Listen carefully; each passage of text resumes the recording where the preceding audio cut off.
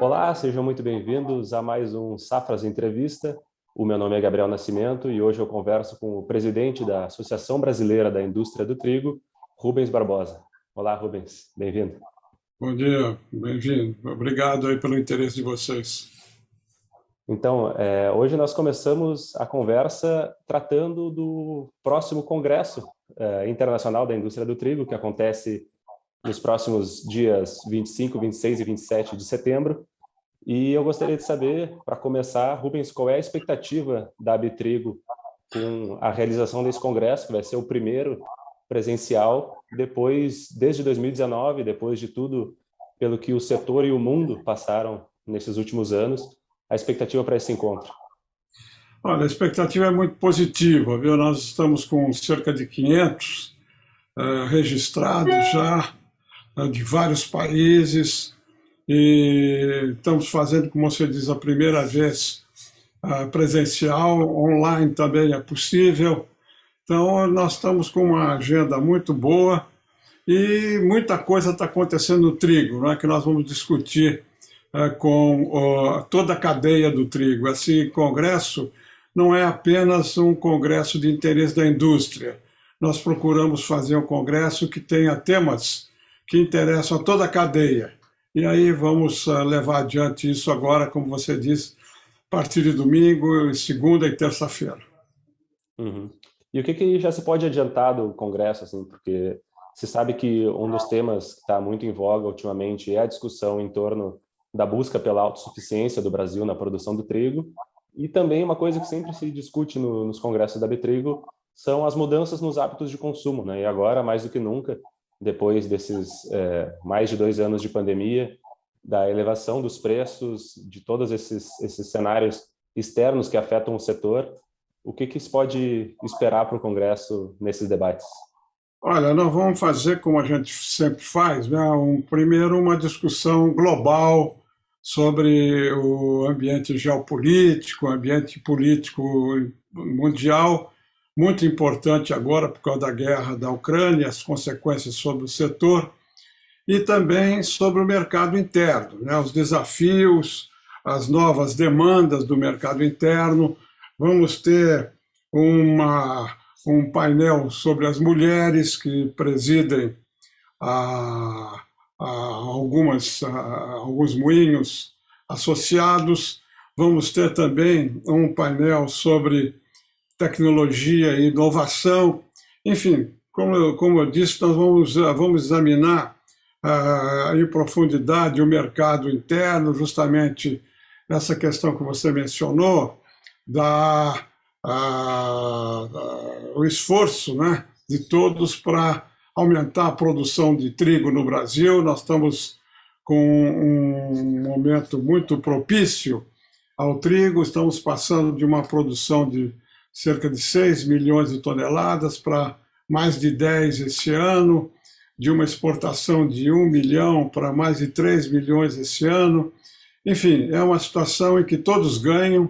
Os moinhos têm o maior interesse na diversificação e quanto mais trigo houver, melhor para os interesses dos moinhos, né? Então vamos discutir tudo isso. Uhum. Nessa linha é importante frisar que Safras e Mercado atualizou ontem a sua projeção para a safra de trigo de 2022. Era estimada em 10 milhões e 500 mil toneladas e agora em 10 milhões e 935 mil toneladas, devido aí a reajustes principalmente no Paraná, em São Paulo, na Bahia, Goiás e Distrito Federal, e principalmente no Paraná, né, que é um tradicional produtor, graças aos resultados já observados nesse início de colheita por lá, né? E Pois é, sobre os hábitos de... Por favor, por favor. esse é um recorde absoluto, né? Se esses números se confirmarem, é um recorde absoluto do Brasil e que nós vamos gradualmente nos aproximar da autossuficiência. O presidente se referiu a 10 anos. Eu sou Uhum. mais otimista, né? Eu acho que em 5 anos nós vamos ter uma produção que não dá para ainda nós termos autossuficiência, porque nós continuamos exportando e vamos continuar a exportar.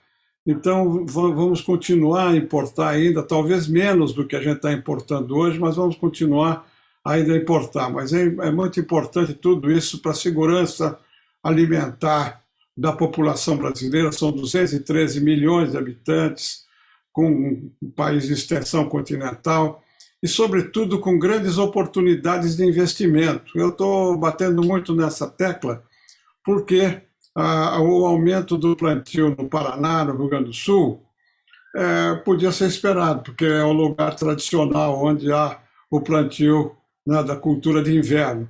Agora, nas novas áreas, no norte do Cerrado, no sul do Ceará, do Piauí, no oeste da Bahia, nos estados como São Paulo, Mato Grosso, Rondônia, isso são oportunidades de investimento, né? Não só para a produção de trigo, mas eventualmente até para a instalação de alguns moinhos novos próximos dessa produção. Então é um momento muito propício. Eu já estou há quase 6 anos presidente da Abitrigo, nunca houve um ambiente tão positivo para as perspectivas, né, do trigo aqui no Brasil como agora.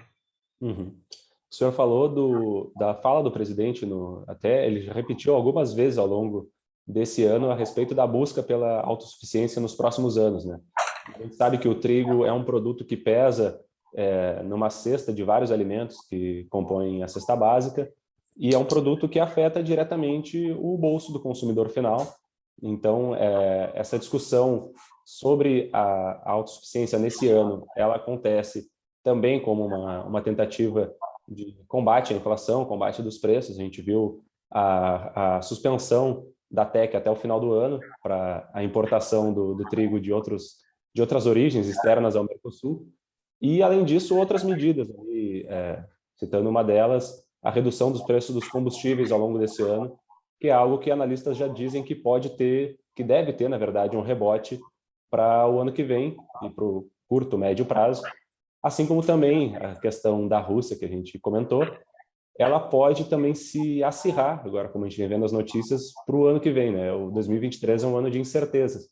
Com tudo isso se acumulando, como é que a Abitrigo vê essa perspectiva de médio prazo, a partir do começo do ano que vem, em termos de inflação e consumo?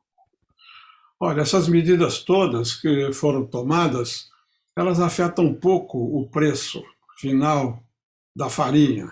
Por quê? Porque o preço internacional vai continuar muito elevado. O preço internacional nos 3 últimos anos já vinha subindo por uma questão de frete, de seguro. Depois da guerra, continuou a subir ainda mais. E eu acho que os níveis que haviam antes da guerra não serão retomados. O preço do trigo vai continuar elevado, isso impacta sobre o preço interno, né? Essa medida da TEC, por exemplo, que foi tomada, não teve nenhum impacto, porque o preço do trigo internacional continua crescendo. E o grande interesse do produtor aqui no Brasil para aumentar a área plantada também é resultado dessa questão do preço internacional, que reflete no preço interno. O estímulo de mercado é muito grande. Então, eu acho que o preço do trigo nesse final de ano, no ano que vem, vai continuar elevado, mas vai ser sujeito a oscilações que derivam de condições climáticas localizadas. Se houver uma seca nos Estados Unidos, ou se tiver algum problema maior na Europa, na Argentina, isso vai refletir nas oscilações, mas a tendência continuará sendo de um preço elevado no exterior, o preço do trigo, né, do produto e da farinha vão continuar nesse mesmo patamar por questões de mercado, né, por causa do preço, a cotação internacional. Uhum. E aí como é que isso pode impactar? Porque a gente sabe que a indústria vem tendo dificuldade no repasse desses custos, desses altos preços para o consumidor final. Como é que a indústria vem trabalhando isso? E até já aproveito para perguntar também que outras demandas a indústria tem para que possa operar com uma segurança para investir, para operar normalmente. A gente sabe que essa questão da autossuficiência ela passa não só por uma melhora na produção, novas áreas, etc., mas também por questões de infraestrutura, de logística e outras mais ali que eu gostaria que o senhor elaborasse, por favor. Olha, nós estamos acompanhando muito de perto isso, nós estamos em contato com o Ministério da Agricultura, com a Anvisa, para a simplificação, né, de alguns processos que ainda são muito burocráticos, sobretudo nos portos, e para facilitar justamente o desembaraço e a avaliação, né, pelos órgãos competentes do trigo importado. Então, essa questão burocrática é muito importante, tem um custo para as empresas, porque a demora na fiscalização implica o navio ficar parado no porto e custar muito, muito caro, entendeu?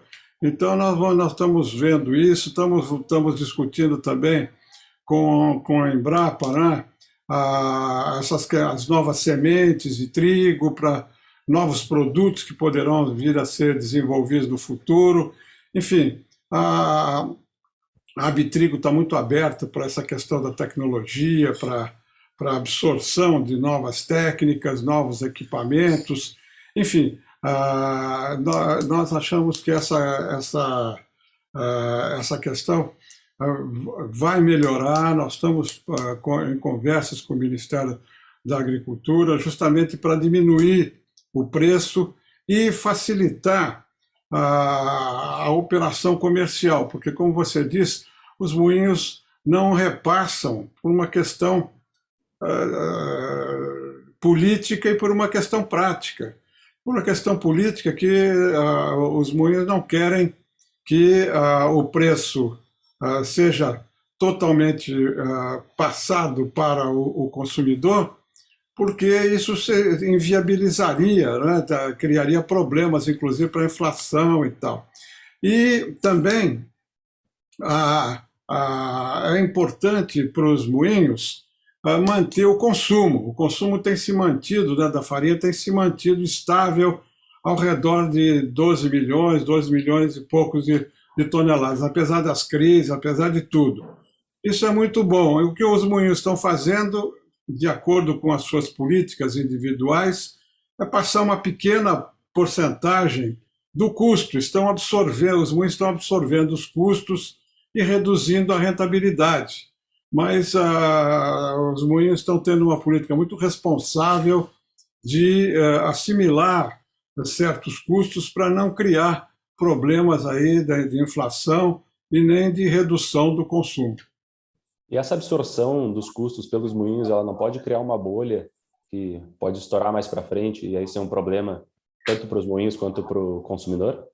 Não, os moinhos estão fazendo isso de maneira responsável, né? A Abitrigo não interfere nisso. Cada moinho está absorvendo o que é possível, transferindo o que é possível.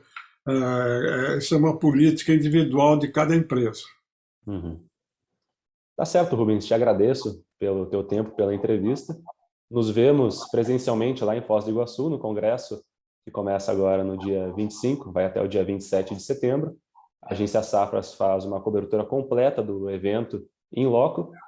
E eu peço para quem assistiu até aqui, que se inscreva aqui no canal do YouTube de Safras TV, acesse o site safras.com.br, peça um demonstrativo da nossa plataforma Safras e acesse todos os nossos conteúdos sobre o trigo e muitas outras commodities que interferem no mercado agrícola. Muito obrigado, Rubens, e até mais. Muito obrigado pelo interesse de vocês. Um abraço.